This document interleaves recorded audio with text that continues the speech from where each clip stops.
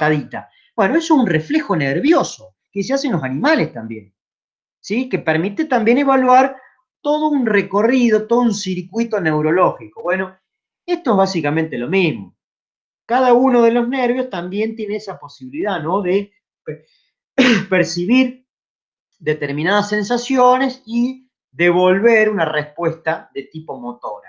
Y esto es muy rápido. Piensen ustedes que se dan un golpe en el ligamento, se golpean en el ligamento y prácticamente de manera inmediata la rodilla se extiende.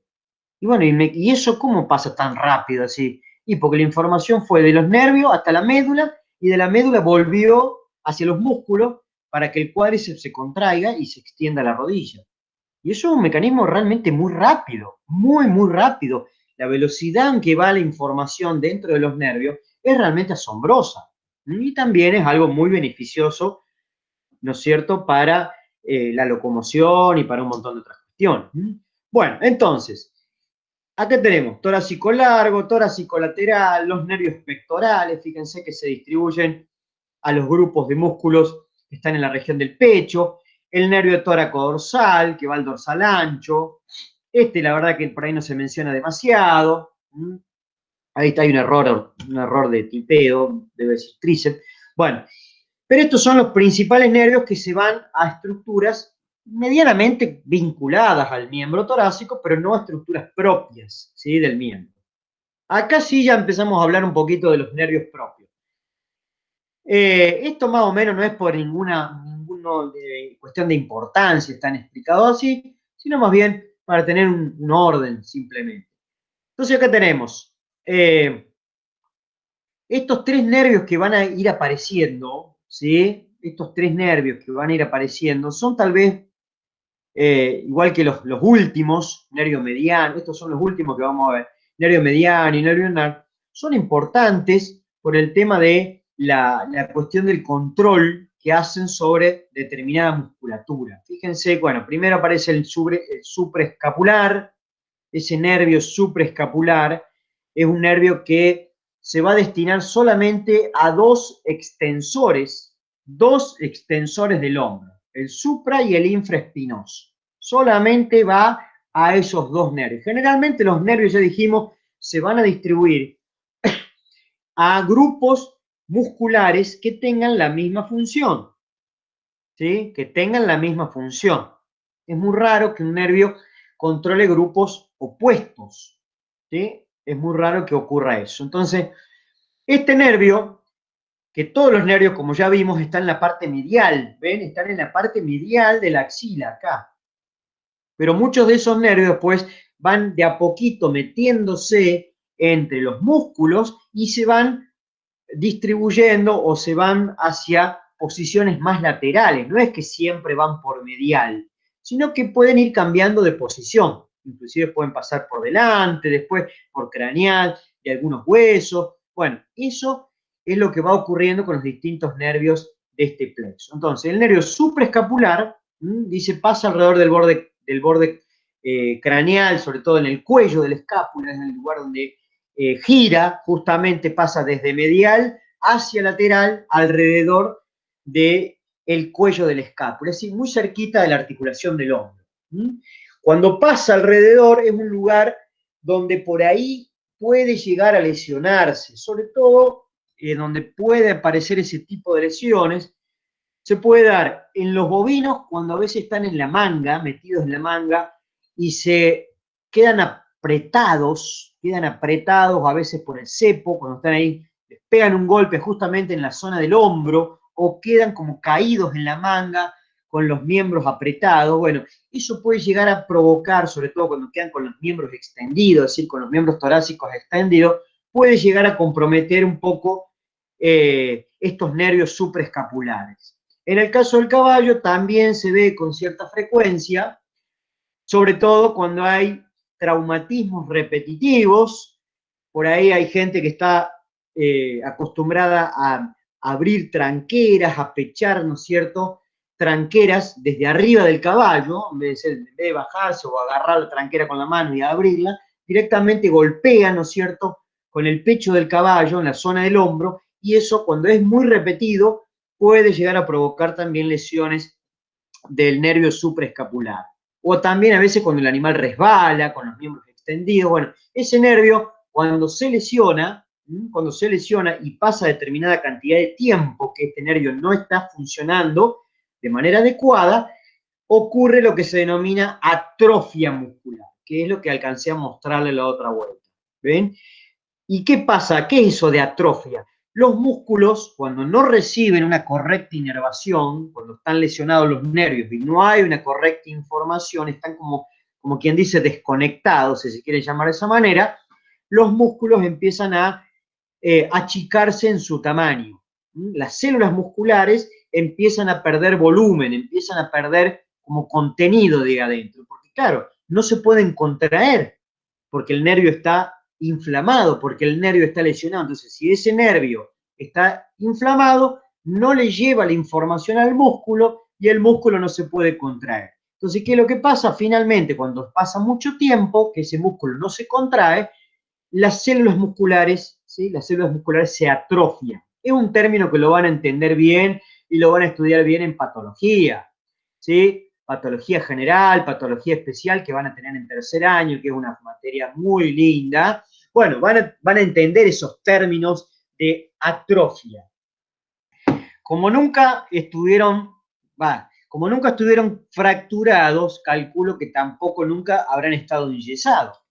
O sí, a lo mejor pueden haber estado enyesados por otro problema, pero en general los yesos se ponen más que todo cuando hay una lesión, cuando hay una fractura. ¿Alguien tuvo un yeso alguna vez puesto en una pierna, en un brazo, en el antebrazo, en algún lado? ¿O no? Profe, una Tampoco. pregunta. Sí, ¿Que diga. se atrofian los músculos también viene, en los animales también no vienen por la edad? ¿Cómo? Que se atrofian los músculos también Sí, hay un montón de causas, sí, por la sí, ni edad, hablar. o sea, Sí, porque no, por ejemplo, en los caballos cuando se empiezan a caer, se le empiezan a atrofiar los músculos de la sí. mano, de la mano y o sea, el miembro torácico, porque se le empiezan a aflojar las manos, se caen, no Sí, corren, que no hay cantidad. montones de causas por las cuales pueden llegar a atrofia, ¿no es cierto?, muscular.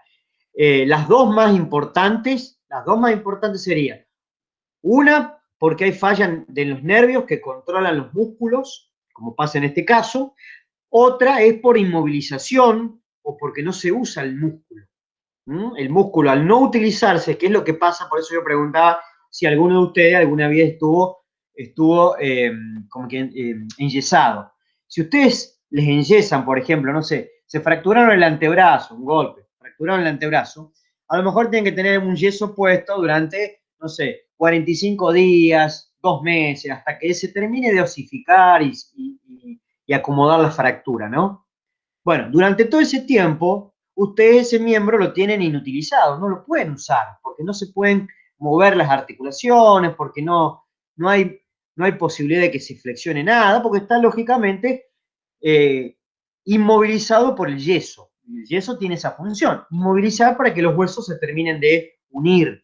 Bueno, cuando a uno lo enyesan durante, está mucho tiempo con un yeso puesto, que ese miembro está de alguna manera inmovilizado, generalmente nos pasa que cuando nos sacan el yeso, los músculos están chiquititos, están todos finitos, flaquitos. ¿Y por qué pasa eso? Y porque esos músculos, durante determinada cantidad de tiempo, no estuvieron en actividad o estuvieron en actividad mínima. Eso se llama atrofia por desuso. Atrofia por desuso. ¿Qué es la atrofia por desuso? Quiere decir que los músculos se achicaron porque esa región no fue utilizada. ¿Sí? No fue utilizada. En este caso es una atrofia por un problema nervioso, por una compresión, por una inflamación de algún nervio o a un corte, que eso ya es más complicado. Pero bueno, las atrofias pueden también provocarse por problemas nutricionales, qué sé yo. Si ustedes se fijan, eh, los- los- la gente desnutrida, ¿sí? Que todavía hay lamentablemente millones de personas en el mundo, la gente desnutrida tiene atrofia muscular, ¿sí? Tiene atrofia muscular, o sea, como no ingieren la suficiente cantidad de calorías diarias, ese individuo lo que hace es primero echar mano a la primera fuente energética, que es la glucosa. Si no hay glucosa, utiliza grasa. Y si no hay grasa, ¿a qué va a echar mano? Ese cuerpo que está desnutrido. ¿A qué echa mano? Por último, no hay más. No hay glucosa, no hay grasa. ¿A qué usa como combustible? ¿Lo están viendo en química capaz o no? ¿O no lo están viendo todavía en química? No, todavía no. Todavía no. Bueno, lo único que le queda como de reserva energética para usar al cuerpo, que es un cuerpo que está en desnutrición, es el músculo. ¿Sí? Y bueno, y por eso ustedes ven un niño desnutrido, que es piel y hueso nomás, porque ni siquiera tiene músculo. ¿Sí? Porque se consumió absolutamente todo. ¿Sí? Todo. No hay hidratos de carbono, no hay combustible, no hay grasa en ese cuerpito, no hay músculo prácticamente. Está desnutrido. ¿Sí? Bueno, por eso les digo, la atrofia muscular se debe a un montón de causas. Yo estoy simplemente mencionando las más clásicas y en este caso vinculada puntualmente a un problema de los nervios, que es lo que estamos viendo, ¿no? Una atrofia vinculada a una lesión neurológica, a una lesión nerviosa. Entonces vamos a ver, este es un caso, ¿ven? Donde ya ha pasado cierta cantidad de tiempo, donde se nota algo que naturalmente no se debe, en condiciones normales no se debería ver esto. A lo sumo se puede llegar a ver un poquito la espina de la escápula, pero no la forma en que se ve acá. Fíjense que se ve prácticamente toda la espina de la escápula de punta a punta y se ven dos pozos, uno por delante y otro por detrás. Y bueno, ahí está el diagnóstico hecho. Ahí, viendo eso, ustedes lo llaman y dicen, che, vos sabés que el caballo tiene, o una vaca o lo que sea, vos sabés que tiene la paleta seca, te dicen. La paleta seca, y es uno lo que menos se imagina. Bueno, cuando empiecen a trabajar se van a dar cuenta de todo el lenguaje que hay atrás de la veterinaria, ¿no? La paleta seca, te dicen, bueno, ¿qué es la paleta? Es la atrofia, lo que está viendo el que está ahí a cargo del animal, es que no tiene músculos en esa zona. ¿Y por qué no tiene músculos? Y capaz que el bicho se ha golpeado hace un tiempo atrás y se lesionó el nervio y por eso los músculos dejaron de funcionar. El animal lo va a mover de alguna manera, va a mover el miembro, a lo mejor de manera más o menos normal, más o menos normal, pero con el tiempo va a llevar a que se atrofien los músculos, ¿ven? Y se ven como pozos ahí porque no hay prácticamente vientre muscular, no hay prácticamente vientre, se atrofió el músculo de una manera. ¿Esto se puede recuperar? Sí, si se corrige la lesión neurológica, el problema del nervio y demás, se puede recuperar, ¿sí? El músculo se puede recuperar, porque acá no hay, de alguna manera, no hay lesión del músculo, sino más bien las células han perdido volumen, pero no hay destrucción del músculo, ¿no? Bueno, otro de los nervios que ya dijimos que forman parte de este plexo, se denomina se denomina nervio axilar. Es decir, hay una arteria axilar, hay un nervio axilar, hay una vena axilar. Hay estructuras linfáticas, que es otro tipo de elementos anatómicos que tienen que ver con los mecanismos de defensa, los mecanismos inmunológicos, que se llaman nódulos linfáticos, que hay desparramados por todos lados del cuerpo. Hay un montón de estructuras linfáticas que tienen que ver con los mecanismos de defensa. Por ejemplo, si a ustedes les duele la garganta y se tocan, y por ahí van a sentir hinchado acá a los costados como unas pelotitas. ¿Y qué son esas pelotitas que tienen inflamado? Y muchas veces le decimos los ganglios. Bueno, esa estructura que está mal denominada ganglio son estructuras linfáticas que están inflamadas porque están tratando de combatir algún patógeno que está tratando de invadir el cuerpo, que se nos está metiendo por la garganta y que está inflamando toda esa región. Entonces, hay también elementos linfáticos en la región axilar, que se llaman nódulos linfáticos axilares. Es decir, fíjense que el lenguaje anatómico, la nomenclatura, les pone el mismo nombre a todas las estructuras que están básicamente en el mismo lugar. Nervio axilar, arteria axilar, vena axilar, nódulos linfáticos axilares. Son todas estructuras que están muy pegaditas y todas tienen el mismo nombre, ¿sí? Bueno, fíjense, el nervio axilar se distribuye puntualmente a los flexores del hombro.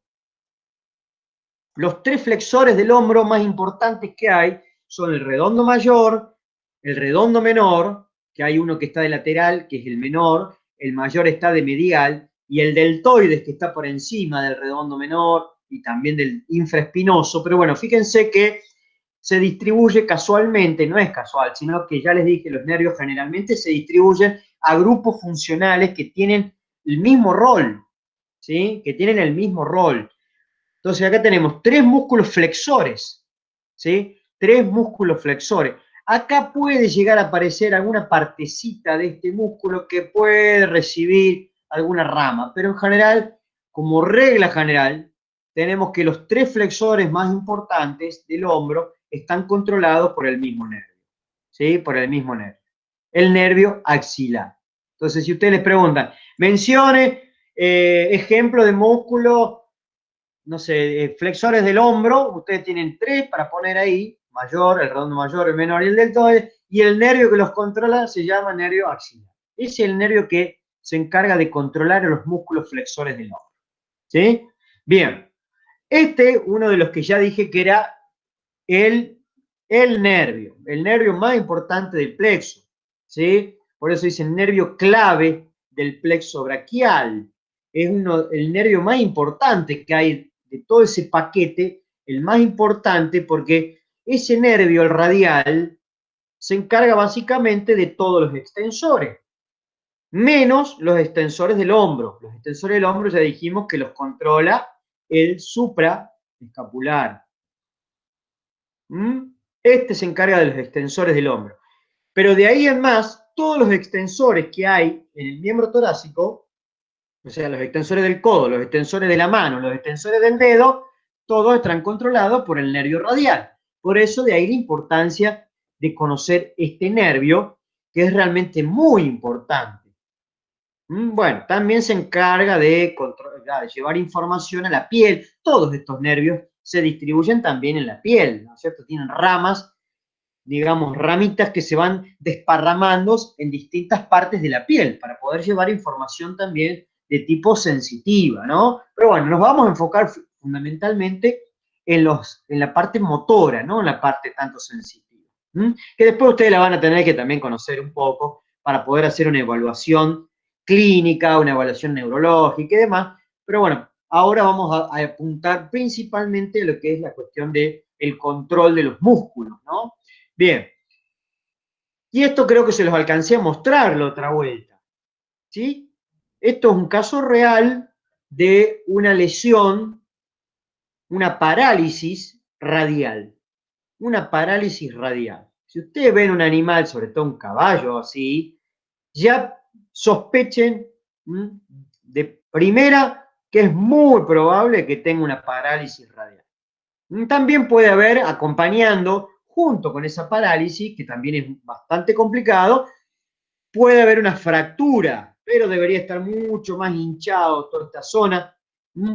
Puede haber una lesión, una fractura de húmero, que gracias a Dios son bastante poco frecuentes en los caballos. No en otras especies, pero en los caballos el húmero, que es un hueso muy robusto, se puede fracturar, pero no es una patología realmente muy frecuente. No es tan frecuente como las fracturas de las partes distales del miembro.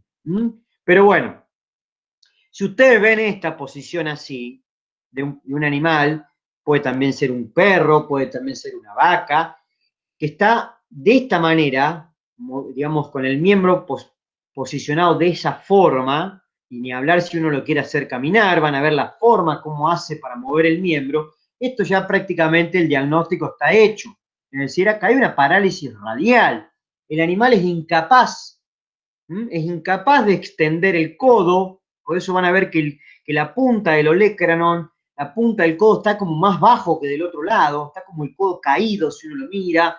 Bueno, tampoco puede extender el carpo, por eso van a ver que la mano está flexionada, tampoco puede extender el dedo, por eso van a ver que el dedo está mirando hacia palmar, donde todo el casco apoya en la pared, ¿no es cierto? Toda esta parte apoya en el piso, es decir, no puede extender ni el codo, ni la mano, ni tampoco el dedo. ¿Y por qué no lo puede extender? Porque tiene una parálisis del nervio radial. ¿Sí? El nervio radial pasa muy pegadito al húmero, viene desde medial, hace todo un giro alrededor del húmero, acompañando a uno de los músculos que es el músculo braquial, que no lo inerva, o sea, puede dar alguna ramita, pero en general no lo inerva. Pero ese nervio radial se encarga de todo lo que es tríceps, principalmente toda esta masa muscular que está acá, todo esto que está acá atrás entre la escápula y el húmero, todos los músculos extensores que hay en la parte cráneo lateral del antebrazo, que son los extensores de la mano y del dedo. Entonces, cuando hay un problema, dependiendo a qué altura esté lesionado, pero si está lesionado el nervio en el comienzo, es más complicado porque va a involucrar todas las ramas que van a todos los músculos. Si el nervio se lesiona más abajo, es menos complicado porque tal vez esta parte del codo no esté involucrada. Por eso hay que también evaluar después en qué lugar puede estar más o menos lesionado. Y eso un poco va acorde a la sintomatología del animal. Cómo lo estoy viendo, cómo está moviendo el miembro, qué parte tiene sensibilidad, qué parte no. Bueno, y esto es muy complicado para un caballo. ¿Sí? Lo dijimos el otro día.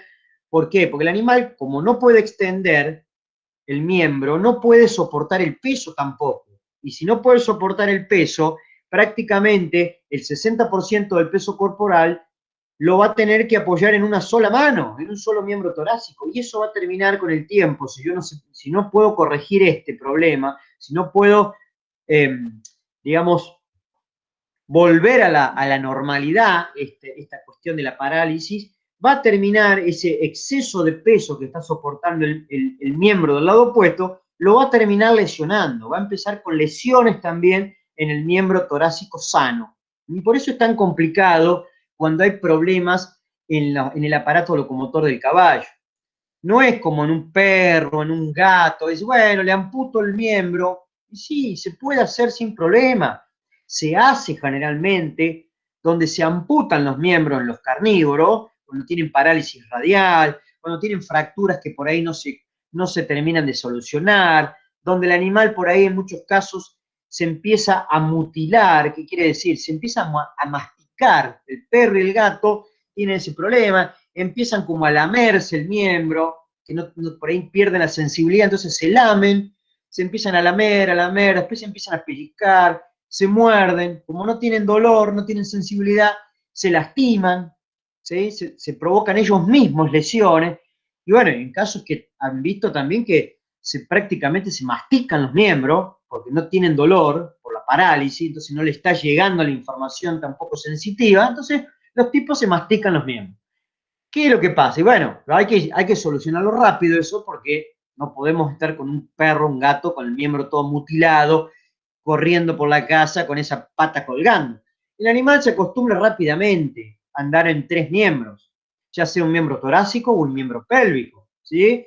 Porque puede acomodar y distribuir el peso de manera diferente, ¿sí? Pueden hacer una vida prácticamente normal, casi normal, un perro amputado o un gato amputado, más complicado, ¿no? Pero también pueden hacer una vida bastante normal. Pero no pasa lo mismo en un caballo, ¿sí? Ahora están con el tema de las prótesis, bueno, toda esa cuestión todavía es muy experimental, está muy verde todavía, y bueno, por eso es que no hay muchas cuestiones que ustedes vayan a encontrar así en la bibliografía vinculada a cuestiones de prótesis en estos animales, ¿sí? Bien, por eso hay que tener bien claro esto del nervio radial. A ver si está el dibujo acá del nervio, que es un nervio bastante grueso, viene por ahí. Ahí está marcado el nervio radial, ¿ven? El nervio radial.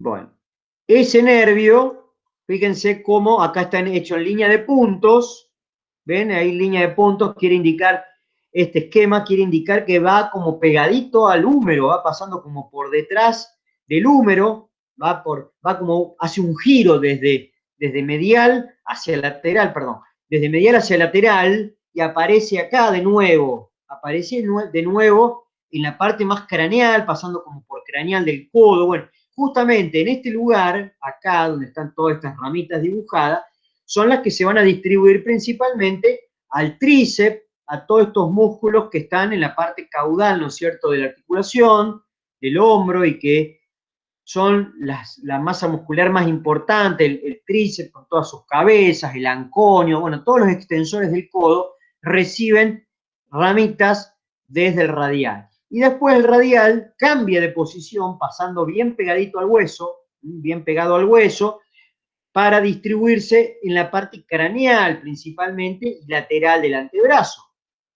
¿Por qué acraneal y lateral del antebrazo? Porque justamente ahí están los músculos extensores de la mano y del dedo. Y esto pasa lo mismo en cualquier especie, ¿sí? Es lo mismo en un perro, en un gato, en un caballo, en una vaca. Sí. Hay un compañero que quiere entrar, que se le salió y... A ver, esperen un cachito. Ahí está. Bien. Bueno, ese nervio es un nervio realmente fundamental. Si ustedes le preguntan, ¿qué pasa si un animal tiene una parálisis, o qué esperaría ver si un animal tiene una parálisis radial? Lo que esperaría ver es esto, que el animal no puede extender ni el codo, ni la mano, ni el dedo. Y eso generalmente hay que evaluarlo muy bien y hay que hacer radiografías. A veces no hace falta en algunos casos, porque uno ya se da cuenta que hay una fractura del húmero. Que el húmero se fractura, y como el húmero dijimos que estaba muy pegadito al nervio con el hueso, a veces alguna parte del húmero fracturado, una parte del hueso roto, puede llegar a lesionar el nervio. Entonces tenemos una fractura, digamos, con una parálisis radial. Peor no nos podía ir. Esas son las dos peores cosas. Que esté fracturado y encima que tenga una parálisis radial. Que eso también es bastante frecuente cuando hay traumatismos, ¿no? Sobre todo se ve mucho en perros y en gatos cuando se cruzan la calle, los atropella un auto y demás. Hay fracturas del húmero y el propio hueso es el que termina lesionando al nervio, porque el nervio está pasando justamente apoyado sobre el húmero. Entonces, ahí tenemos esta doble complicación. Bueno, el nervio radial, generalmente las últimas ramas que da, las últimas ramitas que da, llegan hasta más o menos, en algunos casos dicen hasta la parte distal del antebrazo, algunas ramitas pueden llegar a la zona del carpo, rara vez sobrepasa el carpo. En un caballo pasa eso. En un perro, las ramas del nervio radial, que son ramas más bien, las últimas ramas que da son sensitivas, pero bueno, las ramas que da del nervio radial llegan, en los perros, en los gatos, llegan hasta la punta de los dedos. ¿Sí? En el caballo termina más o menos por acá el nervio radial.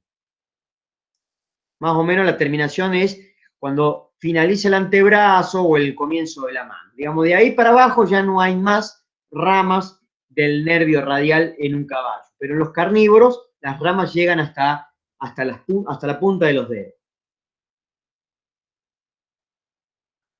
Bueno.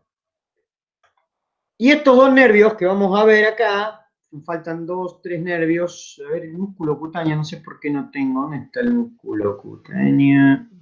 Me falta el músculo cutáneo. Bueno, no sé por qué se me borró uno de los nervios.